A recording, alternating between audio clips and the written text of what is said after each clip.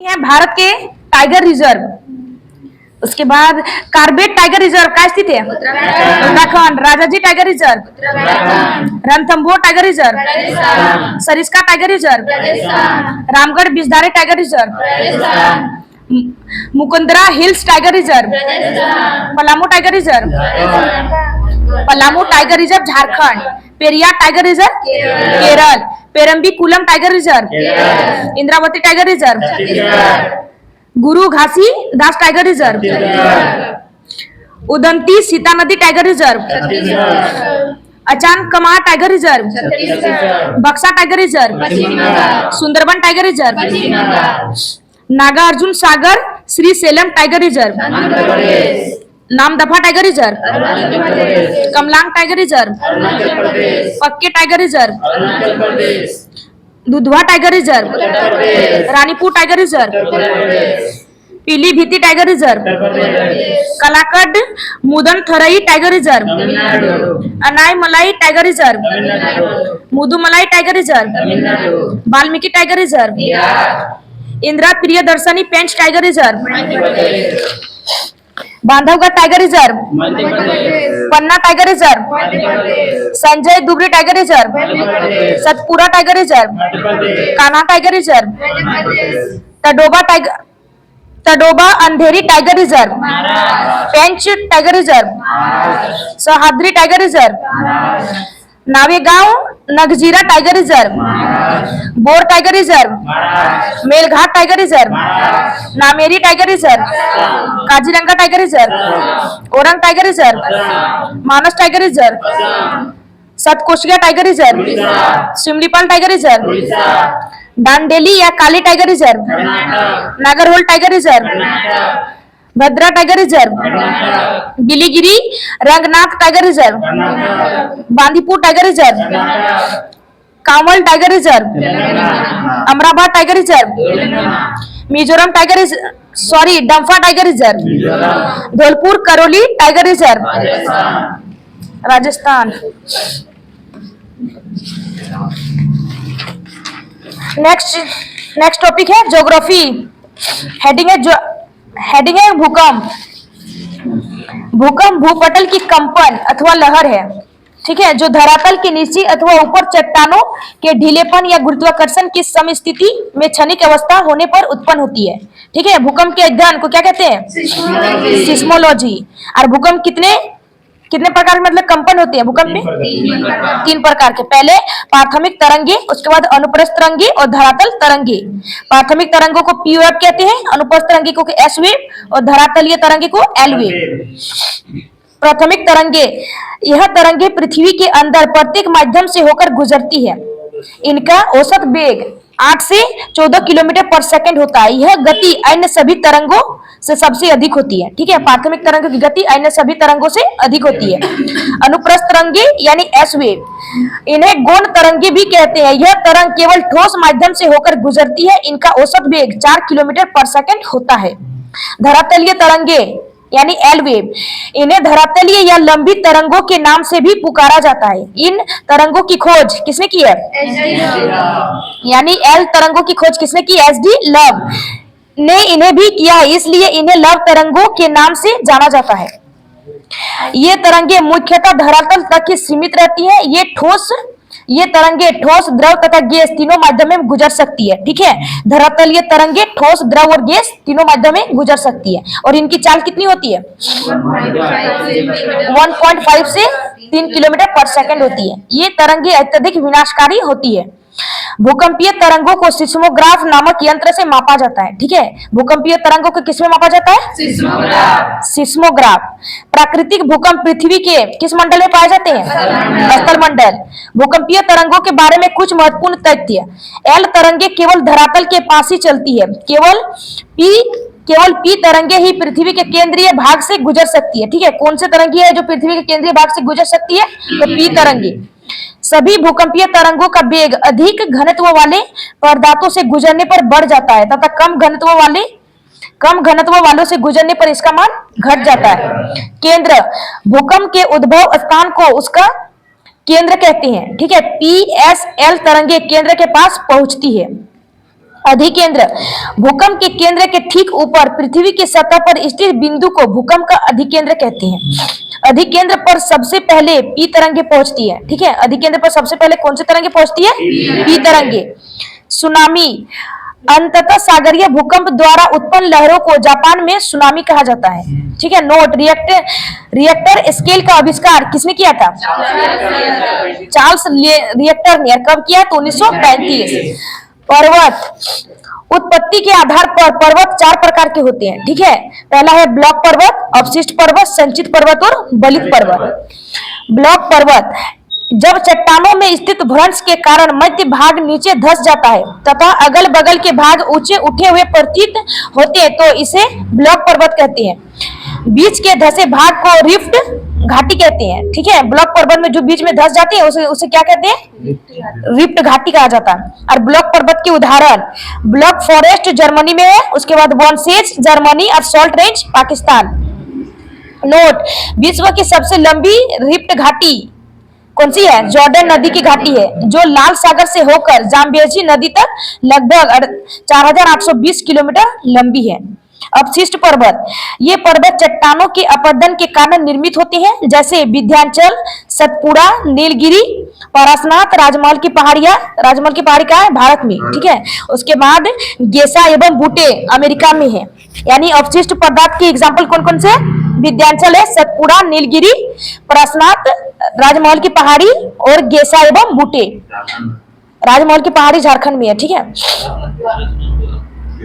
हाँ, पारसनाथ गिरिडीह। संचित पर्वत, हाँ झारखंड ही है।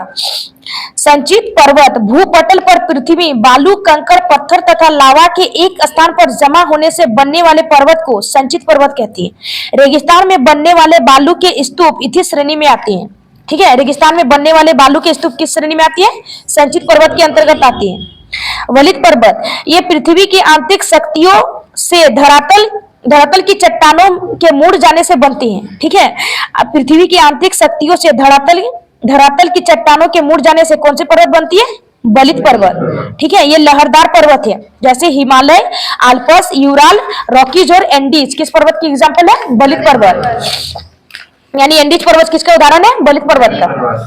नोट, बलित पर्वतों के निर्माण का आधुनिक सिद्धांत प्लेट टेक्टोनिक की संकल्पना पर आधारित है। जहां आज हिमालय पर्वत खड़ा है वहां किसी समय पर टेथिस सागर था, ठीक है। ये नवीनतम बलित पर्वत का उदाहरण है। यानी हिमालय किस पर्वत का उदाहरण है? नवीनतम बलित पर्वत। नवीनतम बलित पर्वत मतलब नवीनतम पर्वत बोलेगा तो बलित पर्वत, और इसके उदाहरण कौन है? हिमालय। भारत का अरावली कहाँ स्थित है? राजस्थान में। विश्व के सबसे पुराने बलित पर्वतों में गिना जाता है, ठीक है। यानी विश्व के सबसे बड़े पुराने बलित पर्वत अरावली है, और नवीनतम बलित पर्वत हिमालय पर्वत है, ठीक है। अरावली विश्व की सबसे प्राचीन पर्वतमाला है। अरावली पर्वत की सबसे ऊंची चोटी कौन सी है? माउंट आबू के पास गुरु शिखर है, ठीक है। अरावली पर्वत की सबसे ऊंची चोटी माउंट आबू के पास गुरु शिखर है। उसके बाद पठार, धरातल का वह भाग जो अपने आसपास के स्थल से ऊंचा तथा उसका शीर्ष भाग चौड़ा व सपाट होता है, वह पठार कहलाता है। पठार की ऊंचाई 300 से 600 मीटर तक होती है। विश्व का सबसे अधिक ऊंचा पठार कौन सा है? तिब्बत का पठार, इसे पामीर का पठार भी कहते हैं, ठीक है। खोरात पठार थाईलैंड में स्थित है, ठीक है। खोरात पठार कहाँ स्थित है? थाईलैंड। तथा अलास्का पठार कहाँ स्थित है? यूएसए। चेरापूंजी या मेघालय पठार जल द्वारा निर्मित पठार है, ठीक है। चेरापूंजी और या मेघालय पठार किसके द्वारा निर्मित होता है? जल द्वारा निर्मित पठार है। भारत में छोटा नागपुर का पठार तथा संयुक्त राज्य अमेरिका में है, ठीक है। भारत में छोटा नागपुर का पठार कहाँ है? संयुक्त राज्य अमेरिका में। तथा संयुक्त राज्य अमेरिका में ओजार्क का पठार गुंबदकार पठार है, ठीक है। भारत में छोटा नागपुर का पठार तथा संयुक्त राज्य अमेरिका में ओजार्क का पठार गुंबदाकार पठार है, यानी गुंबद आकार का है, ठीक है। यानी छोटा नागपुर का पठार किस आकार का है? गुंबद आकार का। और संयुक्त राज्य अमेरिका में जो ओजार्क पठार है वो भी गुंबद आकार का है। वन निम्न प्रकार के होते हैं, ठीक है। उष्णकटिबंधीय सदाबहार वन, इस प्रकार का वन विषुवतीय इस प्रकार का वन विषुवत रेखीय प्रदेश व उष्ण कटिबंधीय प्रदेशों में पाए जाते हैं। यहाँ 200 सेंटीमीटर से अधिक वर्षा होती है। यहाँ पेड़ों की पत्तियां चौड़ी होती है और विश्व का सबसे बड़ा सांप यानी एनाकोंडा कौन से वनों में पाया जाता है? सदाबहार वन। ठीक है, और वहाँ 200 सेंटीमीटर से अधिक वर्षा होती है। ठीक है, 200 सेंटीमीटर से अधिक वर्षा कौन से वन में होती है? तो सदाबहार वन। और विश्व का सबसे बड़ा सांप कौन सा है? एनाकोंडा कौन से वन में पाया जाता है? सदाबहार वन। उष्ण कटिबंधीय अर्ध पतझड़ वन, यहाँ 150 सेंटीमीटर से कम वर्षा होती है। साल, सागवान तथा बांस इन्हीं वनों में पाई जाती है। ठीक है, साल, सागवान तथा बांस कौन से वन में पाए जाते हैं? उष्ण कटिबंधीय अर्ध पतझड़ वन। और इसमें वर्षा 150 सेंटीमीटर से कम वर्षा होती है।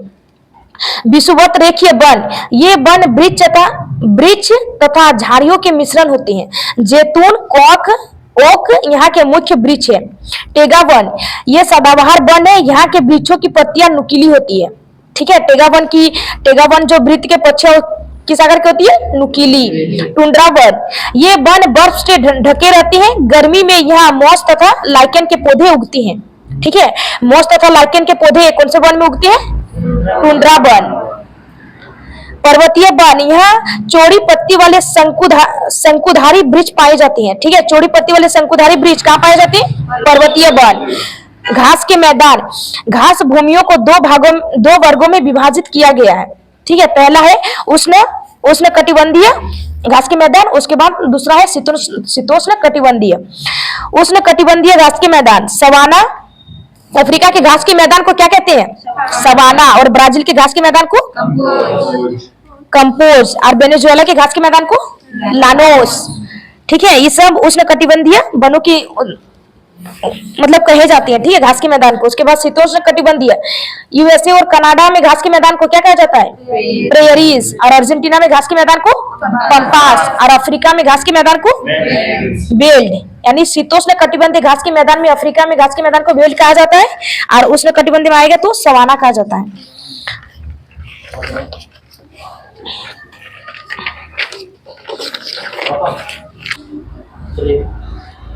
नेक्स्ट चैप्टर इकोनॉमिक्स, टॉपिक है क्षेत्रीय ग्रामीण बैंक। क्षेत्रीय ग्रामीण बैंकों की स्थापना कब की गई थी? 2 अक्टूबर 1975। ठीक है, 1975 को हुई थी। क्षेत्रीय ग्रामीण बैंकों में केंद्र सरकार, राज्य सरकार तथा प्रवर्तक बैंकों की पूंजी, ठीक है, 50:15:35 के अनुपात में लगी होती है। स्वाभिमान योजना का संबंध ग्रामीण बैंकिंग से है। ठीक है, स्वाभिमान योजना का संबंध किस बैंक से है? ग्रामीण बैंकिंग से। केंद्र सरकार ने कैलकर समिति की सिफारिश को मानते हुए 1987 के बाद क्षेत्रीय ग्रामीण बैंकों की स्थापना बंद कर दी थी। ठीक है, मतलब क्षेत्रीय ग्रामीण बैंकों की स्थापना कब बंद कर दी गई थी? 1987। और किसके सिफारिश करने पर बंद कर दी गई थी? कैलकर समिति की सिफारिश को मानते हुए। ठीक है, नाबार्ड का फुल फॉर्म राष्ट्रीय कृषि एवं ग्रामीण विकास बैंक। ठीक है, नाबार्ड की स्थापना कब की गई थी? 12 जुलाई 1982। या कौन से पंचवर्ष योजना की? 6ठी पंचवर्ष योजना। यह देश में कृषि एवं ग्रामीण विकास हेतु वित्त उपलब्ध करने वाले शीर्ष संस्था है। ठीक है, नाबार्ड अधिनियम कब आया था? नाबार्ड संशोधन यानी अधिनियम 2017 में आया था, और पारित कब हुआ है? 2018 में। केंद्र सरकार द्वारा नाबार्ड की अधिकृत पूंजी को 5,000 करोड़ रुपए से 30,000 करोड़ रुपए तक बढ़ाने का अधिकार मिल गया है। और नाबार्ड का मुख्यालय मुंबई। यह एक सर्वाधिक निकाय है, सांविधिक निकाय है। ठीक है, यह एक सांविधिक निकाय है। नाबार्ड की स्थापना किस समिति की सिफारिश पर की गई थी? शिवरामन समिति। ठीक है, शिवरामन समिति। उसका नोट, ठीक है, सेम समिति और कमेटी। नोट, किसान क्रेडिट कार्ड KCC योजना की शुरुआत कब की गई थी? अगस्त 1998 में तत्कालीन वित्त मंत्री कौन था उस टाइम? यशवंत सिन्हा द्वारा की गई थी। KCC योजना की शुरुआत अगस्त 1998 में वित्त मंत्री यशवंत सिन्हा के द्वारा की गई थी। स्टेट ड्यूटी, किसी व्यक्ति की मृत्यु के पश्चात उसकी संपत्ति के हस्तांतरण के समय जो कर संपत्ति पर लगाया जाता है उसे स्टेट ड्यूटी कहते हैं। ग्रे मार्केट, यह अनाधिकृत बाजार होता है। इस सौदे को शेयर बाजार का संरक्षण नहीं होता है। भारत में मुद्रण एवं सिक्कों का उत्पादन इंडियन सिक्योरिटी प्रेस का है नासिक में। यहाँ डाक खानों की स्टेशनरी उच्चारण नहीं हो ठीक है, स्टेशनरी, डाक टिकट, अदालती व गैर अदालती स्टाम्प, रिजर्व बैंक व भारतीय स्टेट बैंक के चेक, बॉन्ड, राष्ट्रीय बचत पत्र, पोस्टल ऑर्डर, पासपोर्ट आदि के अलावा केंद्र सरकार, राज्य सरकारों, सरकारी क्षेत्र के उपक्रमों, वित्तीय निगमों आदि के प्रतिभूति पत्रों की छपाई होती है। सिक्योरिटी प्रेस प्रिंटिंग का है हैदराबाद। यहाँ दक्षिणी राज्यों के लिए डाक लेखन सामग्री, पूरे देश की केंद्रीय उत्पाद शुल्क स्टाम्प की छपाई होती है। करेंसी प्रेस नोट नासिक, यहाँ 10 रुपए, 50 रुपए, 100 रुपए और 500 रुपए की नोटों की छपाई और पूर्ति होती है। ठीक है, 10 रुपए, 50 रुपए, 100 रुपए और 500 रुपए नोटों की छपाई कहाँ होती है? Nashik. Currency press note Nashik में होती है। बैंक नोट प्रेस देवास कहाँ स्थित है? मध्य प्रदेश। यहाँ 20 रुपए, 50 रुपए, 100 रुपए और 500 रुपए के उच्च मूल्य वर्ग के नोट छपते हैं। मैसूर उसे कर्नाटक है ना, एवं सालवानी पश्चिम बंगाल के भारतीय रिजर्व बैंक नोट मुद्रा लिमिटेड, यहाँ आरबीआई के नियंत्रण में करेंसी नोट छापे जाते हैं। सिक्योरिटी पेपर मिल कहाँ स्थित है? होशंगाबाद। यहाँ बैंक व करेंसी नोट पेपर, गैर अदालती स्टाम्प पेपर की छपाई में लगने वाले कागज का उत्पादन होता है। उद्योग, आजादी के बाद देश की प्रथम औद्योगिक नीति की घोषणा कब की गई थी? 6 अप्रैल 1948 को। तत्कालीन केंद्रीय उद्योग मंत्री कौन थे उस टाइम? डॉक्टर श्यामा प्रसाद मुखर्जी। इस नीति में सार्वजनिक क्षेत्र और निजी क्षेत्र दोनों के महत्व को स्वीकार किया गया और देश में मिश्रित एवं नियंत्रित अर्थव्यवस्था की नींव रखी गई। ठीक है, मिश्रित एवं नियंत्रित अर्थव्यवस्था की नींव कब रखी गई थी? इसी नीति के तहत, यानी प्रथम औद्योगिक नीति के तहत। ठीक है, 6 अप्रैल 1948 को। दूसरी औद्योगिक नीति की घोषणा कब की गई है? 30 अप्रैल 1956। उद्योगों को सार्वजनिक, निजी एवं उपयुक्त क्षेत्रों में विभाजित किया जाता है। इस नीति का उद्देश्य समाजवादी ढंग से समाज की स्थापना करना था। ठीक है, दूसरी औद्योगिक नीति की घोषणा 30 अप्रैल 1956 को की गई थी और उसका उद्देश्य क्या था? समाजवादी ढंग से समाज की स्थापना करना। नई औद्योगिक नीति की घोषणा कब की गई है? 24 जुलाई 1991। नई औद्योगिक नीति में बहुत से उदारवादी कदम उठाए गए। धीमी गति से औद्योगिक विकास, बेरोजगारी, औद्योगिक रुग्णवत्ता, उच्च महंगाई दर तथा भुगतान असंतुलन आदि संकट के संदर्भ में यह नीति अद्वितीय थी। इस नीति की मुख्य बातें निम्नलिखित है। औद्योगिक लाइसेंसिंग से मुक्ति। वर्तमान में केवल 5 उद्योगों के लिए लाइसेंसिंग अनिवार्य है। तंबाकू उत्पाद, शराब, खतरनाक रसायन, औद्योगिक विस्फोटक तथा रक्षा उत्पाद, इलेक्ट्रॉनिक, एरोस्पेस। उद्योगों को अनारक्षित करना। अब केवल 3 उद्योग सार्वजनिक क्षेत्र के लिए आरक्षित रह गए हैं। ठीक है, परमाणिक ऊर्जा, रेल परिवहन तथा 1995 की सूची में दर्ज खनिज। भारतीय प्रतिस्पर्धा आयोग, इसकी स्थापना कब की गई थी? 2003। और उसके प्रथम अध्यक्ष कौन थे? श्री धर्मेंद्र कुमार। ठीक है, भारतीय प्रतिस्पर्धा आयोग के फर्स्ट अध्यक्ष श्री धर्मेंद्र कुमार। इस आयोग का उद्देश्य है कि प्रतिस्पर्धा में बाधक गतिविधियों को समाप्त किया जाए, बाजार प्रतिस्पर्धा को प्रोत्साहित किया जाए तथा उपभोक्ताओं के हितों की रक्षा की जाए। भारतीय मानक ब्यूरो 1947 में भारतीय उद्योगों में उत्पादों के लिए मानक तैयार करने हेतु स्थापित किया गया। यह एक सांविधिक संस्था है। ठीक है, भारतीय मानक ब्यूरो कौन सी संस्था है? सांविधिक संस्था। यह विभिन्न उत्पादों की गुणवत्ता चिन्ह अर्थात ISI चिन्ह आवंटित करती है। ठीक है, ISI चिन्ह कौन आवंटित करती है? भारतीय मानक ब्यूरो। क्रेडिट रेटिंग किसी भी देश, संस्था या व्यक्ति की साख या उसके भुगतान करने की क्षमता का मूल्यांकन होती है। ठीक है, AAA सबसे मजबूत, सबसे बेहतर क्रेडिट रेटिंग मानी जाती है। ठीक है, सबसे मजबूत और सबसे बेहतर क्रेडिट रेटिंग किसे मानी जाती है? AAA।